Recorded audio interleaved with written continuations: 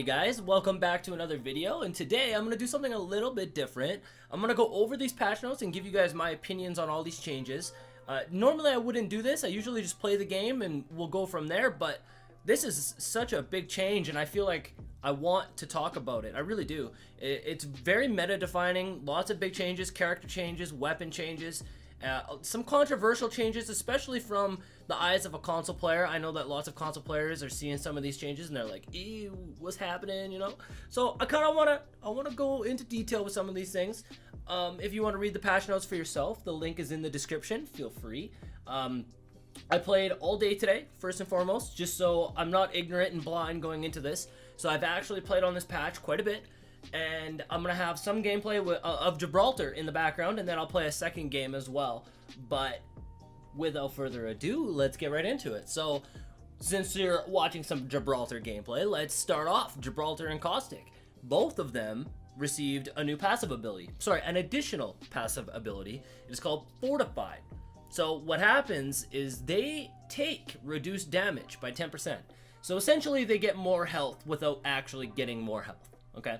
On top of that, Caustic and Gibraltar got some more changes too, but I want to show you a clip in the background right now where I'm playing Gibraltar and the 10% damage reduction actually saved me.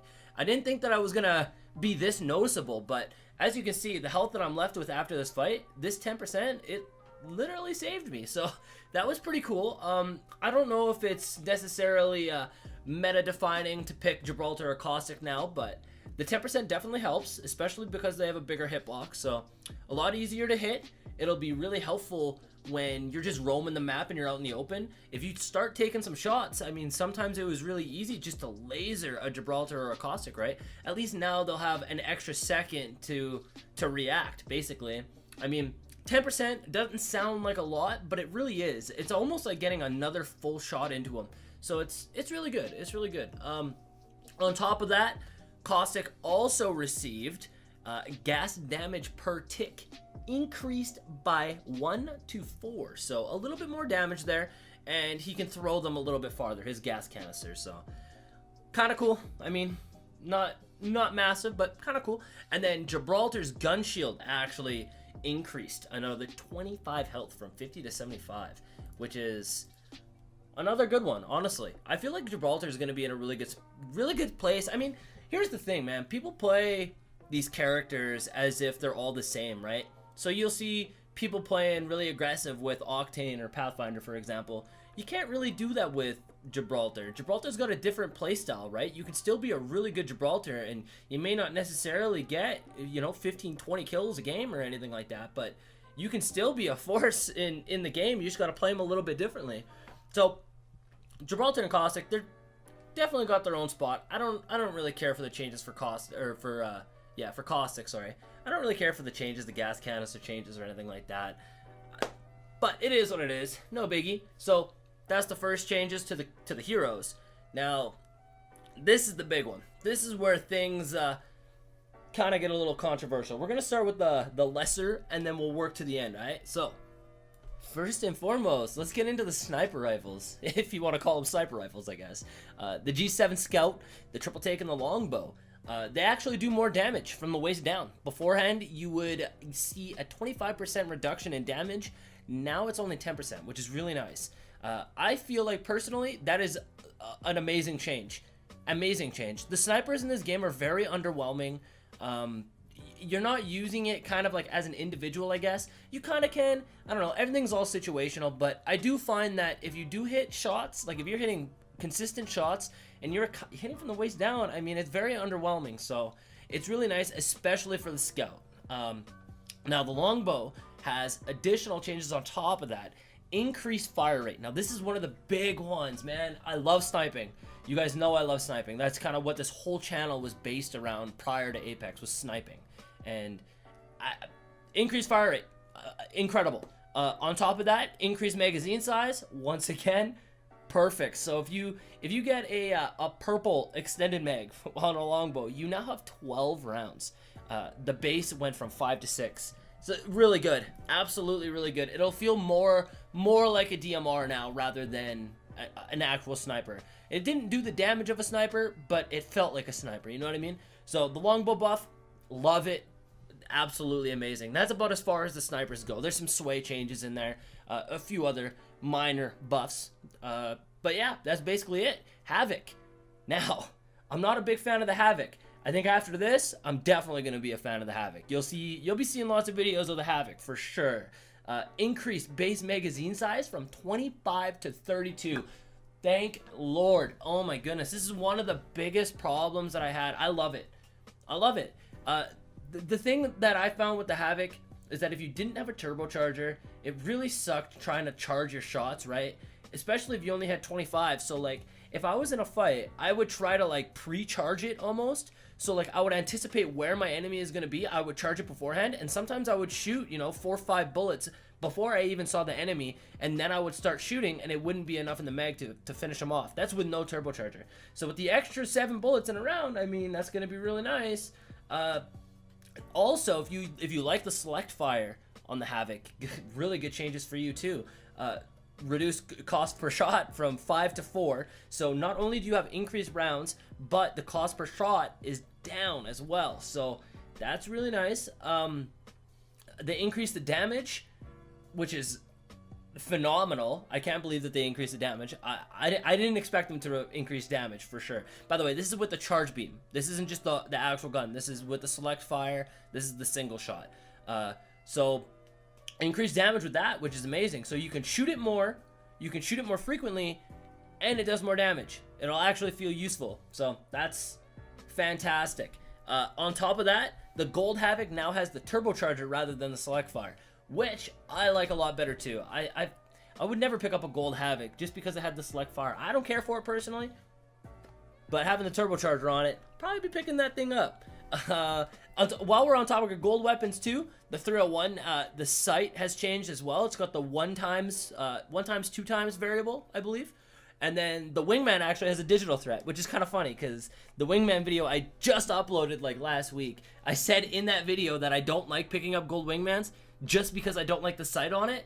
And now I was like, it should have a digital threat. Like, it's crazy that it doesn't have a digital threat. And now they change it and has a digital threat. So I like it. I like it a lot.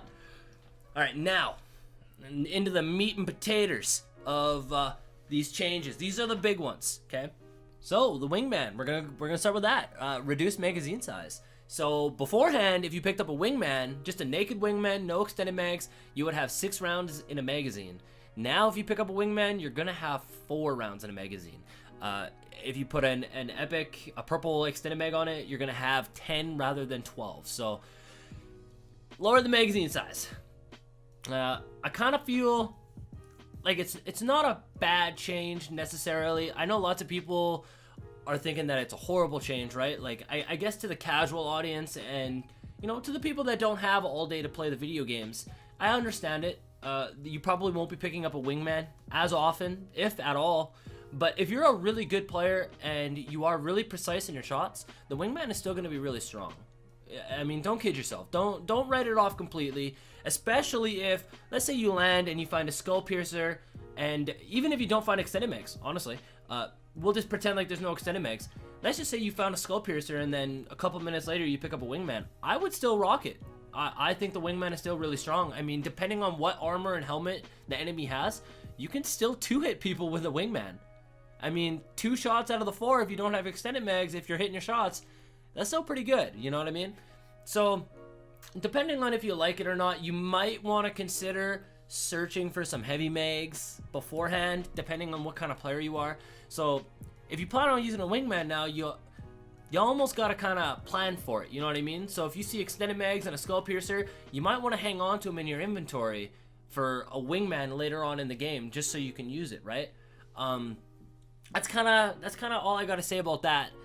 I know it's kind of controversial. Lots of people think that it's bad now or don't pick it up at all, but man, I'm not gonna lie, I still like it, and I don't see a problem with it, to be honest. I know lots of people might have a problem with that, but just hit your shots, you know what I mean? You just gotta hit your shots. I think the Wingman is still gonna be really good, but it is what it is. Now, let's talk about the Spitfire. Up until today, I genuinely believe the Spitfire was a do-it-all weapon. The Spitfire is arguably the best weapon in the game, but in a different way. So the Spitfire is basically good at everything, but it's not the best at everything. You know what I mean? It's kind of like a jack of all trades type of weapon. You could use it for long range, close range, medium range. You had ridiculous amounts of ammo. Like if you were messing up, missing shots, it didn't matter because you still had another 30 in the magazine, right? So let's talk about the changes. Reduced base damage from 20 to 18. So not a massive change. Still gonna be a really strong weapon. The magazine extender attachments reduced. So this means when you get extended mags for the Spitfire, you're going to receive less ammo. So the base isn't changed. When you pick up a Spitfire, you still have 35 rounds in a magazine. The only time it's changed is when you pick up extended mags, you're gonna have less. So beforehand, if you picked up a purple extended mag for a Spitfire, you would have 60 rounds. Now you're gonna only have 55. Not a big deal. So if you're a fan of the Spitfire, I wouldn't be concerned with these nerfs whatsoever. The Spitfire is still gonna be ridiculously strong. Basically, the thing with the Spitfire is that it lowers the skill ceiling, so it gives players that aren't as good at the game or aren't as good at aiming an opportunity to keep up. That's the type of gun that the Spitfire is.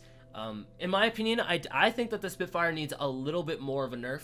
I think it does need more recoil. I think it needs to be harder to control. It is a heavy machine gun, and the recoil is so easy to control on it.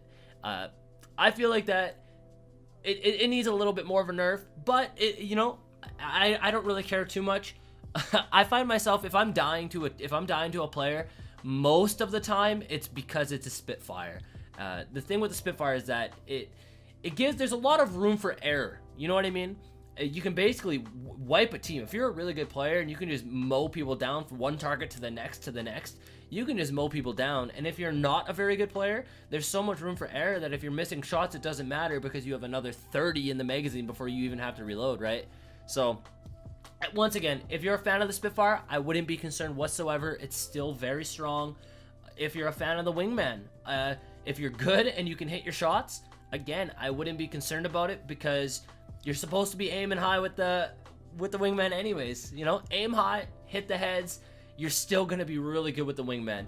And if you are a little bit, you know, self-conscious or you're not confident about your shots with the Wingman, then all you need to do is collect your attachments that you want for it and kind of plan ahead. You know what I mean? So I'm interested to see where the meta really goes with this. I'm really excited to be using the Havoc. I'm not gonna lie, I'm probably gonna be picking up the Havoc a lot more. I never did. I'm probably gonna be picking up a lot more, and I'm gonna probably do some videos with some of these weapons. I'll probably do something with the Wingman, like the nerfed Wingman. Maybe I'll do a video without using extended mags, just to show you guys that it is possible to still use it and do really well with it. But yeah, I hope you guys enjoyed. This is kind of a weird video for me because I never talk about this. I just talked over my gameplay, so it's a little bit awkward for me. But anyways, I hope you guys enjoyed.